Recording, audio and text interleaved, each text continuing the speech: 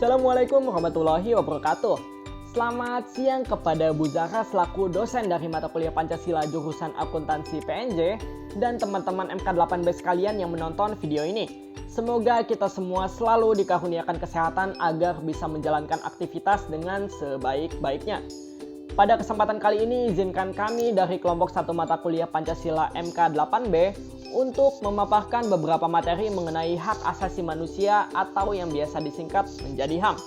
Sebelumnya izinkan saya memperkenalkan diri terlebih dahulu. Nama saya Muhammad Dianal Muslim. Tentunya di sini saya tidak sendirian, saya ditemani oleh beberapa rekan saya, yaitu Anggriani Anissa Putri, Dimas Arsyawirono, Pratiwi Sabdowati, serta Samsara Anggianatama Siahaan.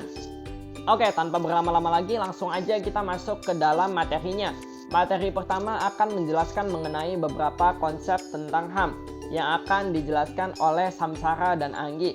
Untuk Samsara dan Anggi dipersilakan. Oke, kita ke pembahasan pertama yang diawali dengan apa itu hak asasi manusia. Jadi secara mudahnya, hak asasi manusia itu merupakan hak yang dimiliki setiap individu ketika mereka lahir. Jadi hak tersebut sudah bawaan manusia sejak dilahirkan.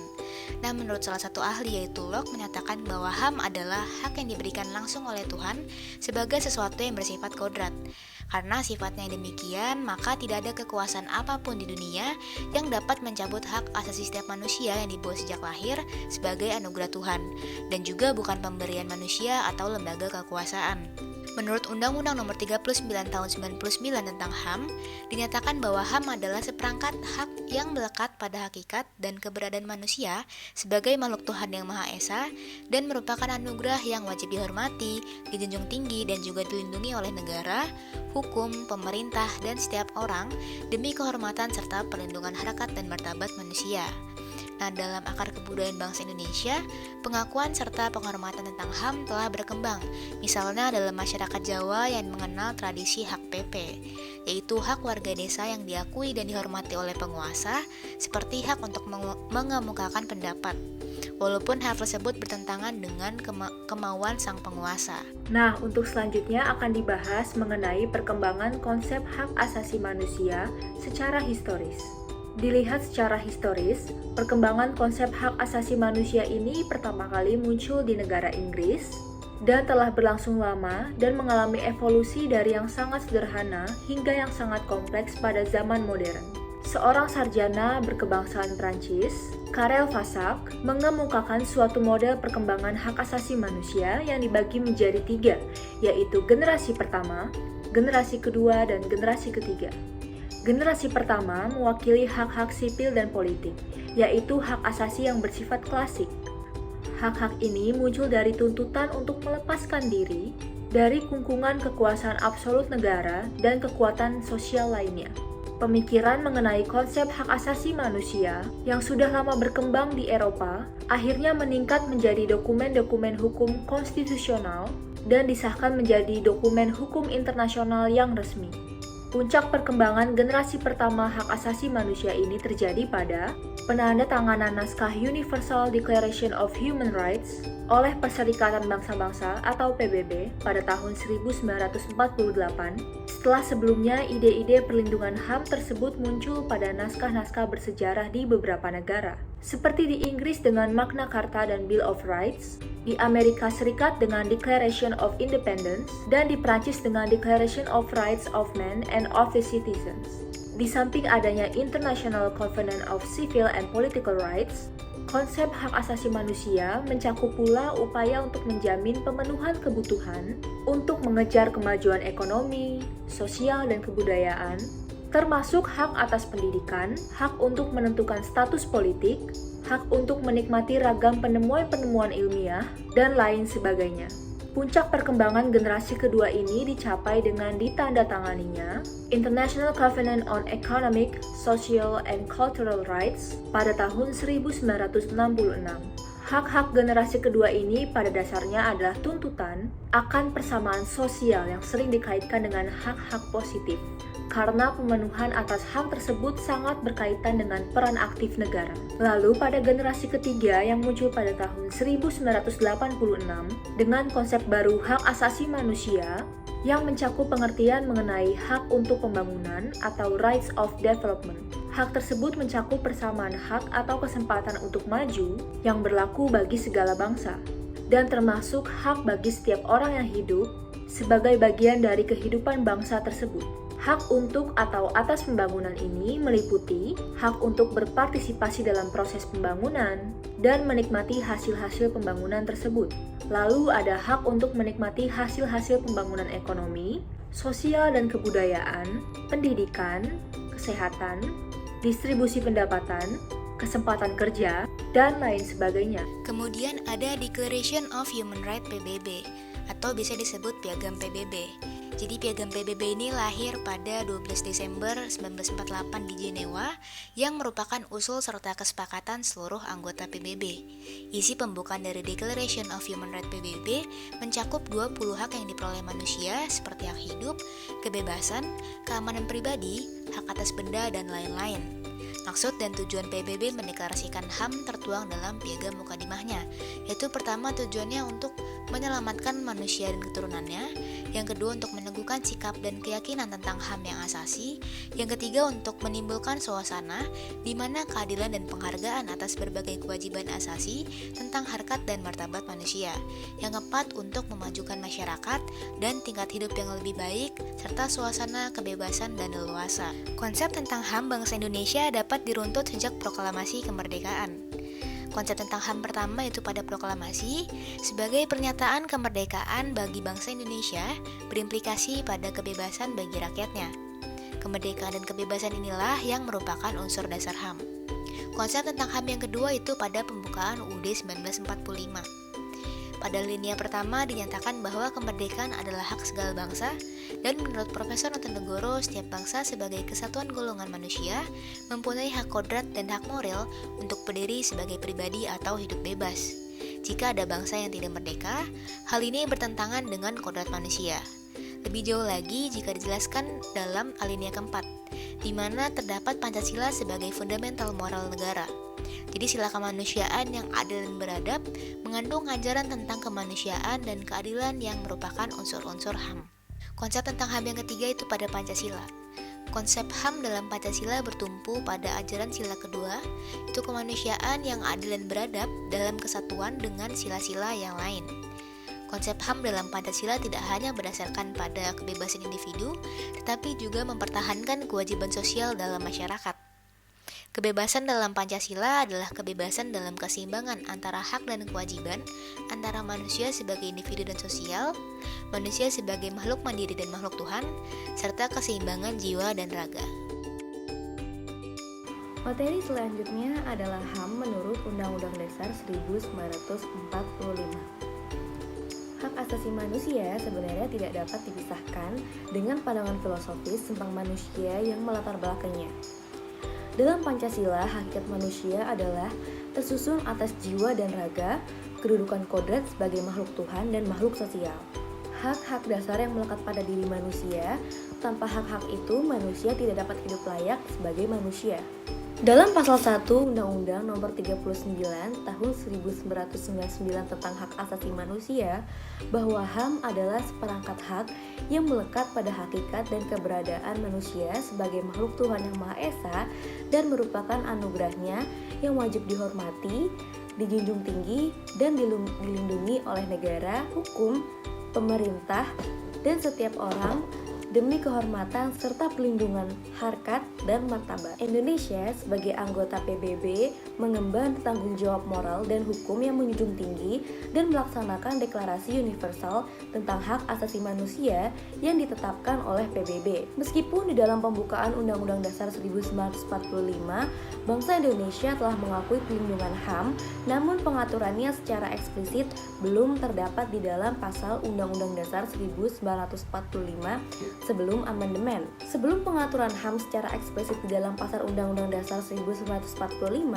pengaturan mengenai hak asasi manusia di Indonesia diatur dalam Undang-Undang Nomor 39 Tahun 99 tentang Hak Asasi Manusia. Penjabaran hak asasi manusia dalam Undang-Undang Dasar 1945 Berdasarkan pada tujuan negara tergantung dalam pembukaan Undang-Undang Dasar 1945. Negara Indonesia menjamin dan melindungi hak-hak asasi manusia pada warganya, terutama dalam kaitannya dengan kesejahteraan hidupnya, baik dalam jasmani maupun rohaniah, antara lain berkaitan dengan hak-hak asasi di bidang politik, ekonomi, sosial, kebudayaan, pendidikan, dan agama. Dalam alinea pertama pada pembukaan Undang-Undang Dasar 1945 yang berbunyi melindungi segenap bangsa Indonesia dan seluruh tumpah darah Indonesia. Artinya merupakan pengakuan terhadap hak asasi perikemanusiaan yang merupakan intisari dari HAM seperti keamanan atau perlindungan dan ketentuan perlindungan hukum. Selanjutnya pada alinea kedua yang berbunyi memajukan kesejahteraan umum, mencerdaskan kehidupan bangsa, artinya pengakuan atas hak asasi sosial ekonomi dan kebudayaan yang mana bahwa Indonesia merupakan negara yang adil dan demikian salah satu tujuan negara adalah mencapai keadilan.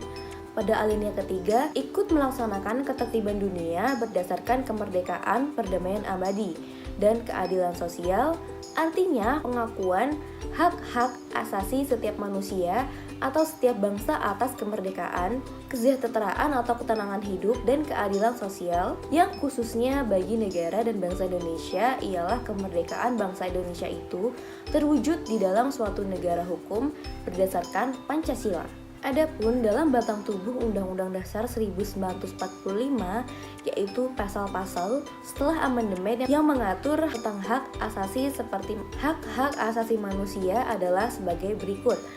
Pasal 28A, Pasal 28B, Pasal 28C, Pasal 28D, Pasal 28E, Pasal 28F, Pasal 28G, Pasal 28H, Pasal 28I, Pasal 28J. Hak-hak asasi manusia yang terkandung dalam Undang-Undang Dasar 1945 semakin efektif setelah diwujudkannya Undang-Undang Dasar Nomor 39 Tahun 1999 bahwa hak asasi manusia adalah seperangkat hak yang melekat pada hakikatnya dan keberadaan manusia sebagai makhluk Tuhan Yang Maha Esa dan merupakan anugerahnya yang wajib dihormati, dijunjung tinggi, dan dilindungi oleh negara, hukum, pemerintah, dan setiap orang demi kehormatan serta perlindungan harkat dan martabat manusia. Dalam Undang-Undang Dasar 1945 hasil amandemen 2002 telah memberikan jaminan secara eksplisit tentang hak asasi manusia yang tertuang pada bab 10A Pasal 28A sampai 28J. Seperti pada Pasal 28A yaitu hak untuk hidup serta mempertahankan hidup dan kehidupan. Pada Pasal 28B yaitu hak membentuk keluarga dan melanjutkan keturunan, hak anak atas kelangsungan hidup, tumbuh, dan berkembang, serta perlindungan dari kekerasan dan diskriminasi. 28C yaitu hak mengembangkan diri, mendapatkan pendidikan, meroleh manfaat dari iptek, seni, dan budaya, dan memajukan diri secara kolektif. Pasal 28D yaitu pengakuan yang sama di hadapan hukum, hak untuk bekerja dan kesempatan yang sama dalam pemerintahan, berhak atas status kewarganegaraan. Pasal 28E yaitu kebebasan memeluk agama, meyakini kepercayaan, memilih kewarganegaraan, memilih tempat tinggal, kebebasan berserikat, berkumpul, dan berpendapat. Baik, terima kasih Pratiwi atas pemaparannya. Berikut saya akan lanjutkan masih dalam topik yang sama, yaitu hak asasi manusia dalam Undang-Undang Dasar 1945. Dalam bab 10A pasal 28F menjelaskan tentang hak berkomunikasi, memperoleh, mencari, memiliki, menyimpan, mengolah, dan menyampaikan informasi. Pasal 28G mengenai hak atas perlindungan diri pribadi, keluarga, kehormatan, martabat, harta benda, dan rasa aman serta untuk bebas dari penyiksaan. Pasal 28H tentang hidup mengatur hak atas sejahtera lahir dan batin, memperoleh pelayanan kesehatan, mendapat kemudahan dan perlakuan khusus untuk memperoleh kesempatan dan manfaat guna mencapai persamaan dan keadilan. Pasal 28I menjelaskan mengenai perlindungan, pemajuan, penegakan, dan pemenuhan HAM adalah tanggung jawab negara, terutama pemerintah. Serta pasal terakhir dalam bab 10A, yaitu pasal 28J, yang menjelaskan mengenai berkewajiban menghargai hak orang dan pihak lain, serta tunduk kepada pembatasan yang ditetapkan oleh undang-undang. Undang-Undang Dasar 1945 pada awalnya hanya memiliki 6 pasal yang mengatur tentang hak asasi manusia atau yang dapat disingkat sebagai HAM. Kemudian, pada tanggal 18 Agustus tahun 2000 mengalami perubahan yang signifikan melalui amandemen kedua UUD 1945 dengan ketetapan MPR nomor 17 tahun 1998 sebagai rujukan. Amandemen kedua ini melahirkan satu bab khusus mengenai HAM, yaitu bab 10A. Awalnya terdapat beberapa peraturan perundang-undangan lain yang mengatur tentang HAM, seperti ketetapan MPR nomor 17 tahun 1998 tentang HAM, ketetapan MPR nomor 4 tahun 1999 tentang GBHN, dan Undang-Undang nomor 39 tahun 1999 tentang HAM. Walaupun peraturan perundang-undangan lain telah mengatur tentang HAM, namun masuknya HAM dalam konstitusi diharapkan dapat semakin memperkuat komitmen untuk pemajuan dan perlindungan HAM di Indonesia, karena akan menjadikannya sebagai hak yang dilindungi secara konstitusional. Dengan masuknya HAM ke dalam UUD 1945 yang merupakan basic law, menjadikan ketentuan HAM sebagai norma tertinggi yang harus dihormati dan dijamin pelaksanaannya oleh negara. Hal ini sejalan dengan pasal 28I ayat 4 UUD 1945 yang menegaskan bahwa perlindungan HAM adalah tanggung jawab negara, terutama pemerintah. Sejalan dengan TAP MPR nomor 17 tahun 1998 dan Undang-Undang nomor 39 tahun 1999, pengaturan HAM dalam UUD 1945 bukanlah sebebas-bebasnya, melainkan dimungkinkan untuk dibatasi sejauh pembatasan itu ditetapkan oleh undang-undang.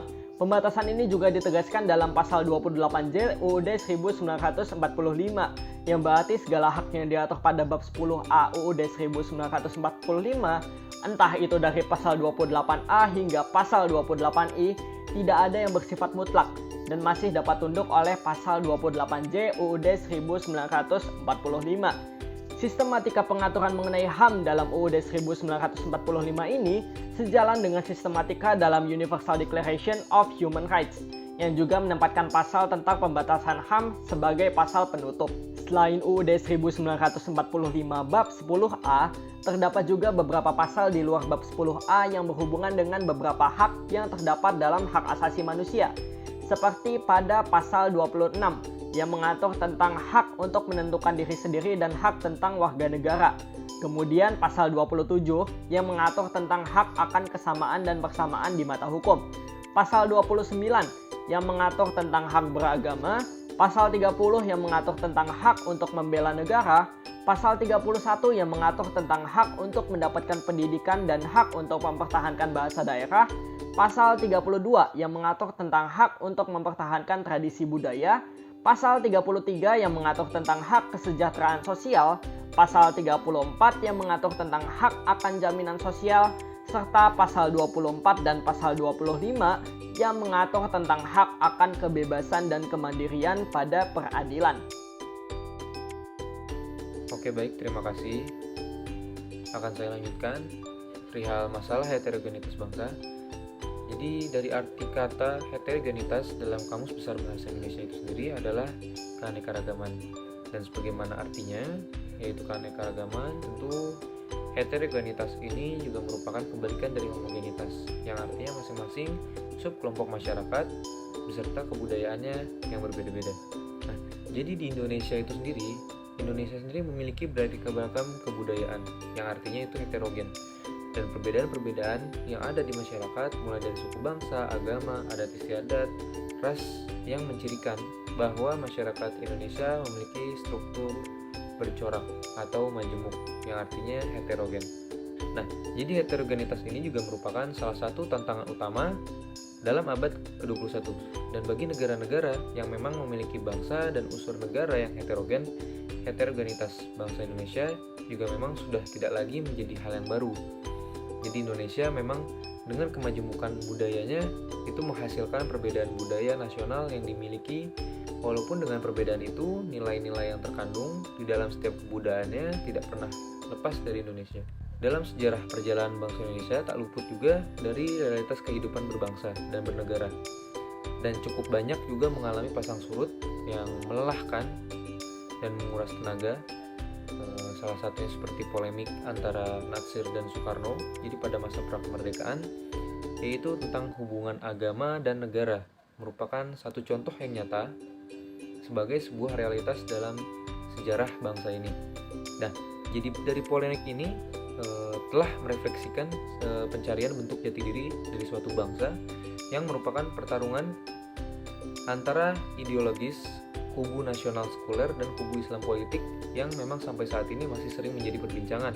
Dan konflik itu bisa saja terjadi karena perbedaan pandangan antara dua atau lebih kelompok di suatu wilayah. Dan jadi konflik memang bisa saja terjadi itu karena perbedaan pandangan antara dua atau lebih kelompok masyarakat di suatu wilayah.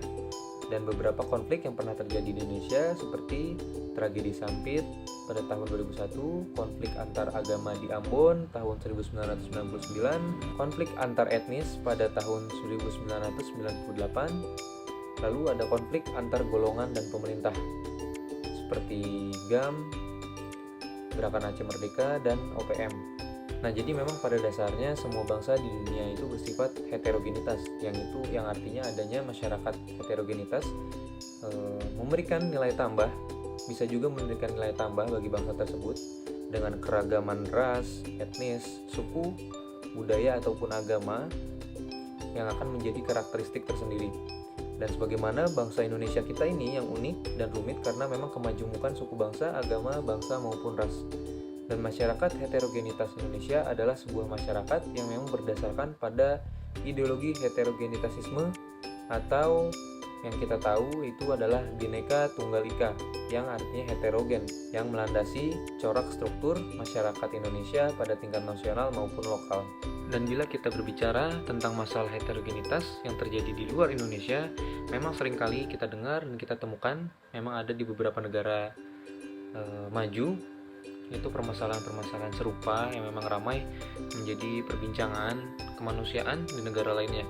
Dan polemik tersebut memang seringkali berupa perbedaan warna kulit, yang dimana orang atau kelompok yang kulitnya putih itu merasa lebih baik daripada yang hitam. Dan beberapa kelompok yang berkulit putih memang seringkali melakukan tindak diskriminasi pada orang lain dengan kulit yang lebih gelap.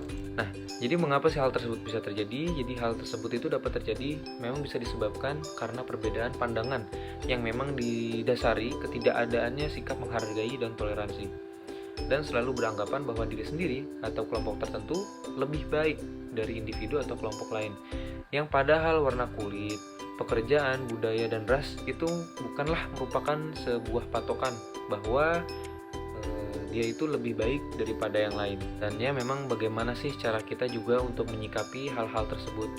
Jadi memang beberapa hal ada sebagai cara bagaimana kita menyikapi heterogenitas tersebut, seperti memahami dan menerima keberagaman dan keanekaragaman, lalu menghargai pendapat, dan yang terakhir memang adalah sikap peduli dan empati terhadap sesama walaupun dia berbeda dengan kita, entah itu berbeda suku, budaya, ras, kulit, itu tidak menjadi halangan untuk saling kita memberikan sikap yang peduli dan empati antara satu sama lain. Kurang lebihnya mohon maaf. Terima kasih. Oke, mungkin cukup sekian presentasi dari kelompok 1. Apabila ada feedback atau pertanyaan, bisa langsung kirimkan saja ke teman-teman di kelompok 1. Terima kasih atas perhatiannya dan mohon maaf atas segala kesalahan. Kami dari kelompok 1 pamit undur diri. Wassalamualaikum warahmatullahi wabarakatuh.